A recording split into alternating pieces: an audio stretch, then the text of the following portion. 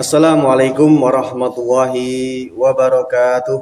Waalaikumsalam warahmatullahi wabarakatuh.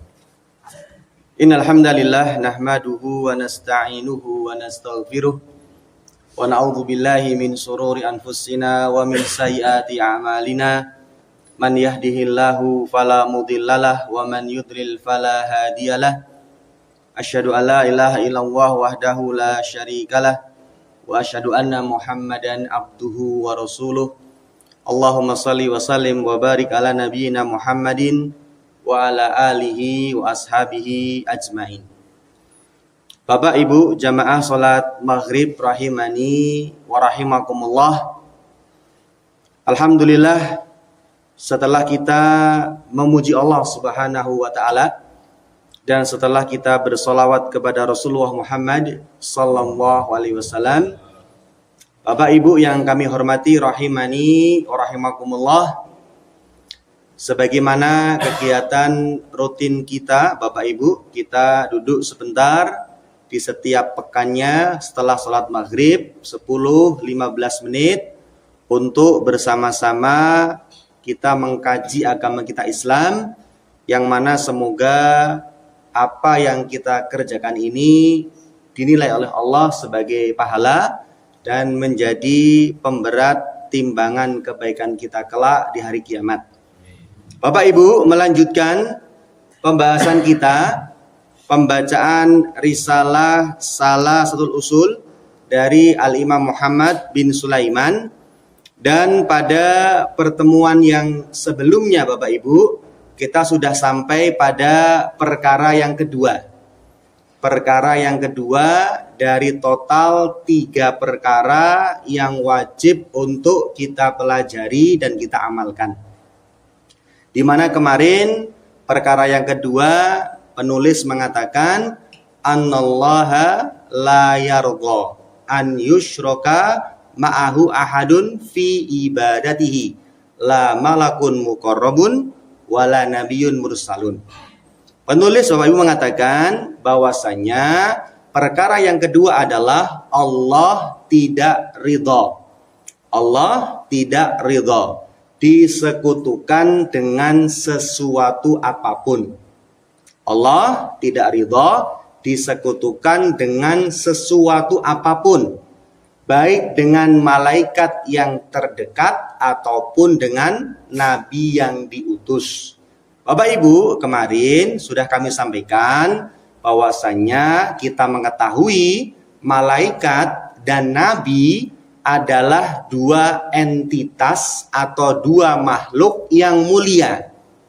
Malaikat adalah makhluk Allah yang tidak pernah berbuat maksiat, senantiasa taat kepada Allah.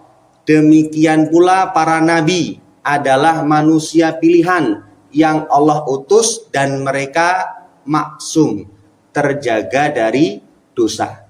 Dengan mereka berdua pun, malaikat dan nabi, Allah tidak ridha untuk disekutukan. Sehingga ketika ada orang yang menyembah malaikat atau ada orang yang berdoa kepada nabi, meminta kepada nabi, padahal nabi sudah meninggal dunia, maka ini Allah tidak ridha.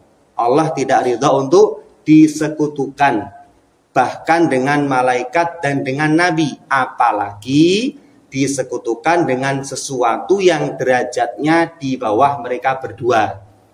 Disekutukan dengan batu, disekutukan dengan pohon, disekutukan dengan para penghuni kubur, dengan penguasa laut, dengan jin-jin dan lain sebagainya. Tentu Allah tidak ridha lagi. Sehingga Bapak Ibu, kesimpulannya perkara yang kedua kemarin adalah larangan berbuat syirik. Larangan menyekutukan Allah dalam beribadah. Sehingga pada sore hari ini kami akan menambahkan sedikit kenapa Allah kok tidak ridha disekutukan. Kenapa Allah melarang perbuatan syirik. Maka di sini ada beberapa alasan kenapa Allah melarang perbuatan syirik atau menyekutukan Allah dalam beribadah. Setidaknya ada 4 alasan. Yang pertama, karena syirik merupakan dosa dan kezaliman yang paling besar. Bapak Ibu, dosa itu ada banyak. Demikian pula kezaliman ada banyak. Dan dosa yang paling besar serta kezaliman yang paling besar adalah perbuatan syirik. Sehingga Allah melarang perbuatan syirik. Sebagaimana dalam surat Luqman ketika Allah menerangkan nasihat Luqman kepada anaknya. Luqman, beliau mengatakan dalam surat Luqman, ya bunayya la tusyrik billah innasyirka la dzulmun azim. Wahai anakku, janganlah engkau menyekutukan Allah. Janganlah engkau berbuat syirik. Karena perbuatan syirik, perbuatan menyekutukan Allah adalah kedzaliman yang besar. Kedzaliman yang paling besar. Bapak Ibu, di antara makna dolim itu adalah seseorang menempatkan sesuatu bukan pada tempatnya. Seseorang menempatkan sesuatu bukan pada tempatnya. Misalkan kita bermuamalah dengan orang tua dengan muamalah yang buruk, maka ini dolim. Karena seharusnya muamal dengan orang tua adalah muamalah yang baik. Kita berbuat baik kepada orang tua, menempatkan orang tua di posisi yang mulia. Maka ketika ada seorang anak yang dia durhaka kepada orang tua, maka dia berbuat zalim karena dia menempatkan sesuatu bukan pada tempatnya. Orang tua yang harusnya dimuliakan, ditempatkan di tempat yang mulia, ternyata dia durhaka, maka ini zalim. Demikian pula syirik. Kenapa syirik dinamakan kedzaliman yang paling besar? Karena Allah telah menciptakan kita. Allah pula telah memberikan kita rizki. Tetapi kita malah menyembah kepada selain Allah. Maka ini menempatkan sesuatu yang bukan pada tempatnya, termasuk kedzaliman. Harusnya Allah yang kita sembah, malah kita menyembah selain Allah. Ini menempatkan sesuatu bukan pada tempatnya. Dan ini bentuk kedzaliman. Dan kedzaliman yang paling besar. Karena menyangkut haknya Allah. Haknya Allah untuk diibadahi, ternyata kita selewengkan. Kita ibadah kepada batu, kepada pohon, kepada kuburan, kepada penguasa laut. Kita selewengkan sehingga ini adalah bentuk kedzaliman. Dan kedzaliman yang paling besar, dosa yang paling besar. Ini diantara alasan kenapa Allah melarang perbuatan syirik. Kemudian alasan yang kedua, kenapa syirik Allah larang? Karena syirik, seseorang yang berbuat syirik atau menyekutukan Allah, ini akan menghapus amal-amal sebelumnya.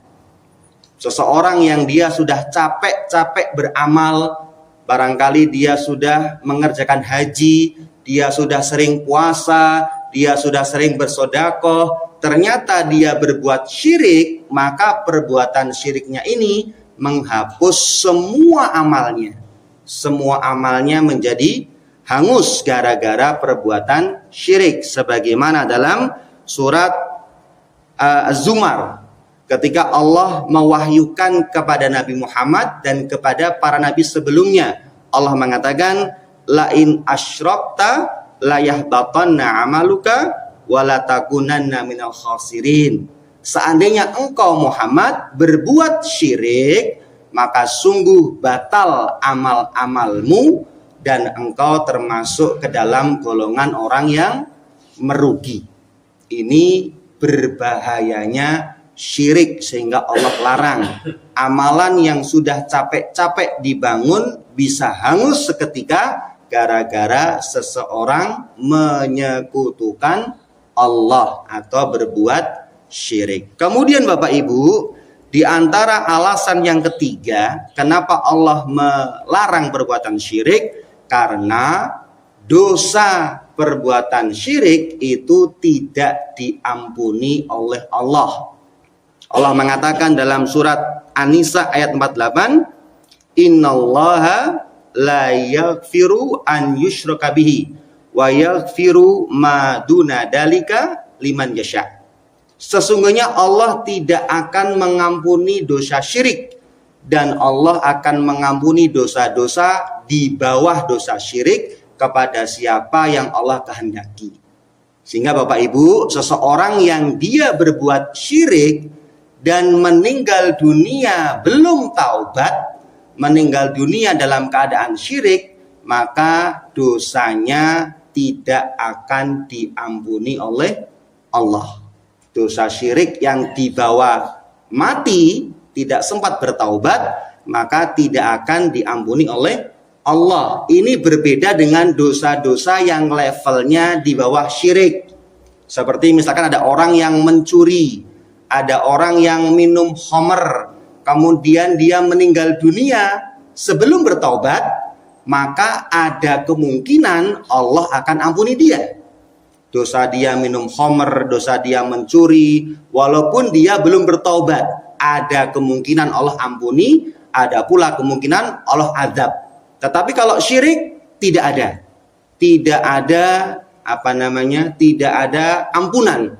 Seseorang yang dia berbuat syirik dan kemudian meninggal dunia sebelum dia bertobat, maka tidak ada peluang untuk diampuni.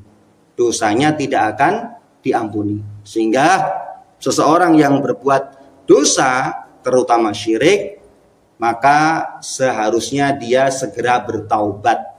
Karena ketika dibawa meninggal dunia, dosa syirik tidak akan diampuni oleh Allah. Dan yang terakhir Bapak Ibu, yang keempat, kenapa syirik tidak atau dilarang oleh Allah adalah karena pelaku syirik akan masuk ke dalam neraka. Sebagaimana dalam hadis Imam Muslim, Rasulullah mengatakan, man mata la yusyriku billahi syai'a dakhalal jannah. Barang siapa yang meninggal dunia dalam keadaan tidak berbuat syirik, dia akan masuk surga. Ini kabar gembira bagi kaum muslimin yang dia meninggal dunia dan tidak membawa dosa syirik, Allah akan masukkan dia ke dalam surga. Sebaliknya, waman mata yusyriku bihi syai'a dakhalan nar. Barang siapa yang meninggal dunia dalam kondisi berbuat syirik, menyekutukan Allah, maka dia akan masuk ke dalam neraka. Sehingga inilah Bapak Ibu 4 bahaya syirik. Syirik adalah kezaliman yang paling besar. Kemudian syirik akan menghapus amal-amal sebelumnya. Kemudian syirik, dosa yang tidak akan diampuni. Dan yang keempat, pelaku syirik akan Allah masukkan ke dalam neraka. Sehingga kita harus berhati-hati dari perbuatan syirik. Dan insya Allah nanti pada pembahasan di bagian yang utama akan dijelaskan apa itu makna syirik dan macam-macamnya. Bapak Ibu, barangkali ini perkara yang kedua, dan insya Allah pada pertemuan depan kita akan masuk perkara yang ketiga, alias perkara yang terakhir dari muqaddimah yang kedua. Bapak Ibu, barangkali ini yang bisa kami sampaikan, semoga bermanfaat. Wabillahi taufik. Wassalamualaikum warahmatullahi wabarakatuh.